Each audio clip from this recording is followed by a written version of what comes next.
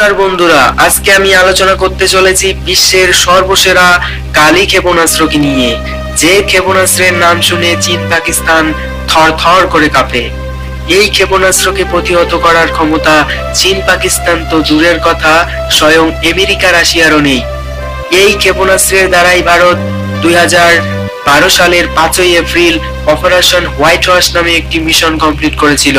সেই মিশনে পাকিস্তানি সেনার হেডকোয়ার্টারকে গায়েব করে দিয়েছিল সিয়াচিনে। সেখানে মোট 135 জন সেনাকে খতম করা হয়েছিল। তো এই কালী ক্ষেপণাস্ত্রকে নিয়ে আজকে ভিডিওটির বিস্তারিত থাকছে, তো ভিডিওটি শেষ পর্যন্ত দেখবেন। আর যদি আমার চ্যানেলে নতুন হয়ে থাকেন তো চ্যানেলটি অবশ্যই সাবস্ক্রাইব করবেন আর বেল আইকনে ক্লিক করবেন নতুন ভিডিওগুলোর নোটিফিকেশন পাওয়ার জন্য। কালী ক্ষেপণাস্ত্রের full name kilo ampere linear injector. এই কালী ক্ষেপণাস্ত্রকে ভারত তৈরি করা শুরু